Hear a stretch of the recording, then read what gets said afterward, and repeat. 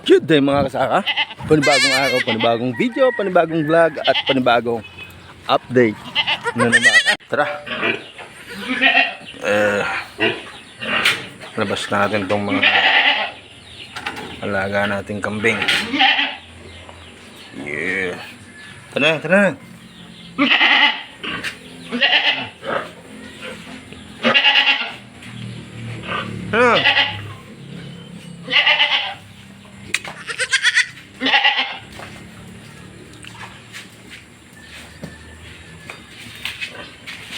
Yeah. Dali na yun.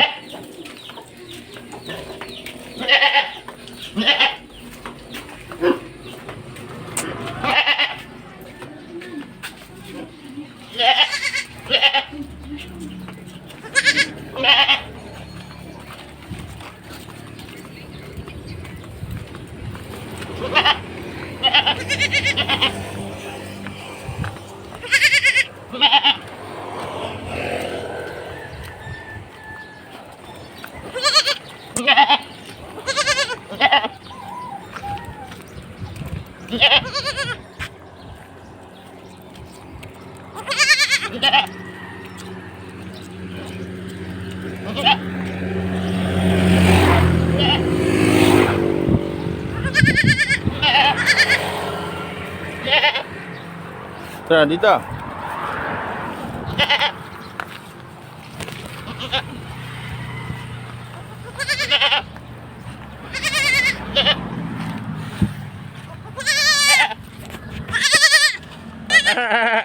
Rico.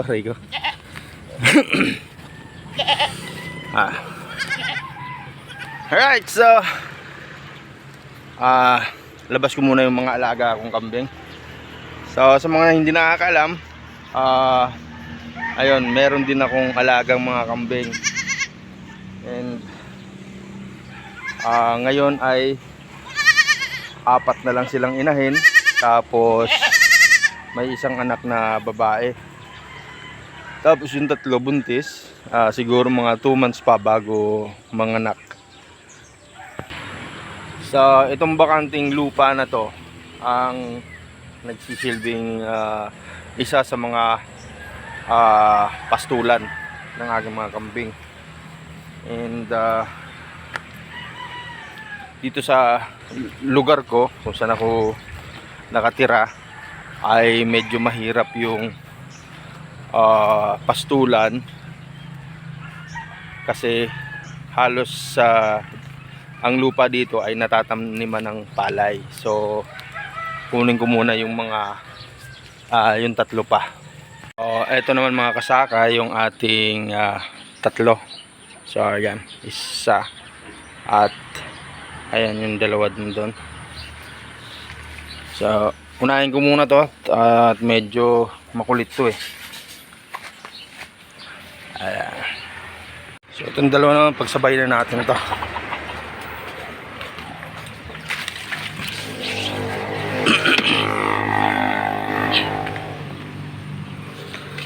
So kung makikita nyo mga kasaka ay payat, slim, malaki na yung tiyan yan.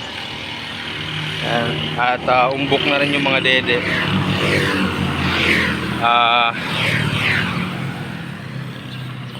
Konti lang yung ano nila eh, konti lang yung nakakain nila, kaya payat sila.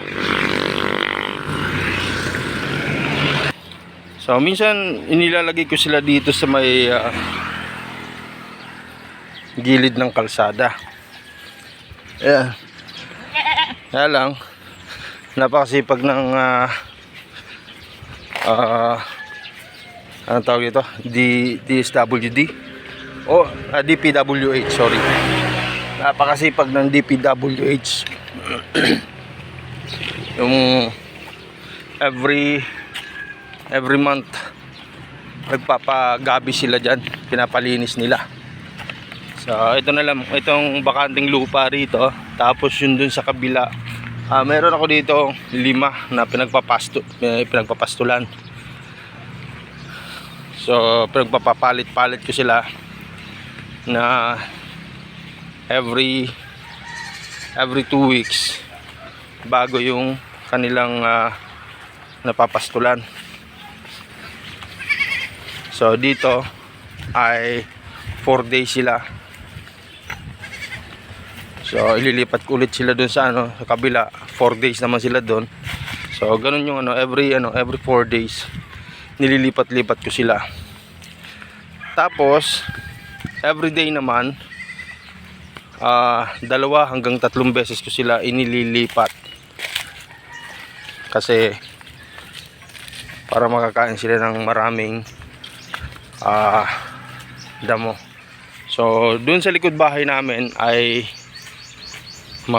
makakapal na rin yung doon, yung taniman nila. Tapos dito ganun din. Kung makikita nyo mga kasaka, medyo makapal na rin dito.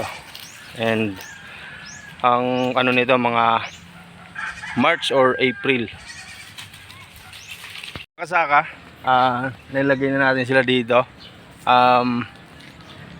Ngayon ay alas 10 ng umaga. So babalikan ko sila ng 12 para ilipat naman ng pwesto. Ayun.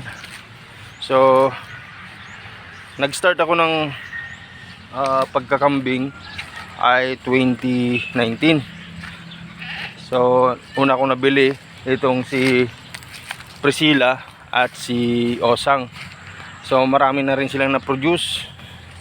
Hindi ko na rin mabilang at hindi ko na rin matandaan kung ilan na sila. So 2, binili ko sila ng buntis. Tapos after a month ay nanganak ng tig 2. So hanggang sa ayun, dumami na sila ng dumami. Meron na rin akong mga nabenta. So dami na. At ngayon ang tinira ko na lang ay 4. So ang dami ko na realize. Gusto ko sana magparami nitong kambing. Napakasarap magparami nito. Kanya nga lang kung wala kang sariling lupa ay napakahirap pala. Kaya tiis-tiis. At masaya ako na merong kambing, pero ang gusto ko talaga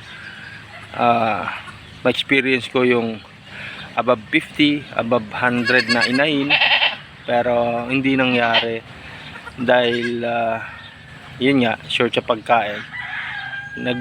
Naging 16 to na inahin yung sa akin.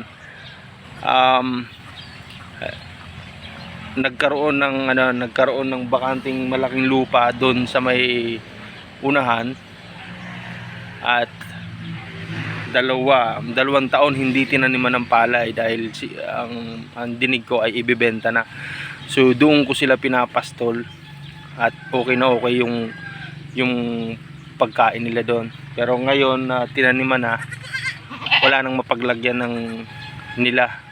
Tapos sobra na silang sobra ng maamoy, sobra na insan, baho-baho na insan. Ayun, kidding aside, talagang sobrang lakas ng amoy ng ihi nila. So ang ginawa natin ay napilitan tayo na ibenta yung halos lahat ng mga kambing, at nagtira na lang ako ng 4. Ito na nga. At kaysa mareklamo pa barangay.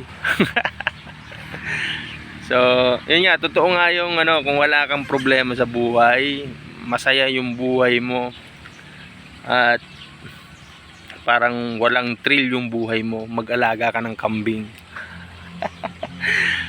Bibigyan ka nito ng tripling sakit ng ulo. Una, matitigas ang ulo ng kambing. Mas gusto nila sila yung nasusunod. Ayun. Anyway, yun lang. Maraming salamat muli sa mga sumusuporta, sa laging nanonood, at may mga nadagdag na naman tayong subscriber. Thank you very much sa inyong suporta.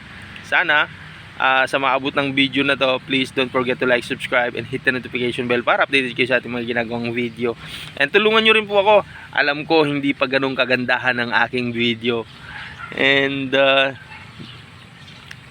sana pagtyagaan yung panoorin yung mga video ko na maabot yung requirements ni Meta. And hopefully dahil dito sa aking pagbablog dito sa YouTube ay maabot ko yung pangarap ko na magkaroon someday ng malawak na lupa para makapag-alaga ng iba't ibang klaseng hayupan. Yan. Kasi passion ka lang din naman yung pag-aalaga ng hayop. Gustong gusto ko lang din na nakikita silang lumalaki, dumadami. Alam niyo yun. So baka magkaiyakan pa tayo dito mga kasaka. Thank you very much muli. Hanggang dito na lang. Hanggang sa susunod na video. Kita-kita tayo. And laging tandaan, simpleng pamumuhay, masaya ang buhay. This is Edgar, ang simpleng magsasaka from Bicol. Lagi mong tandaan, taon mo to, buwan mo to, araw mo to, claim mo yan. Peace!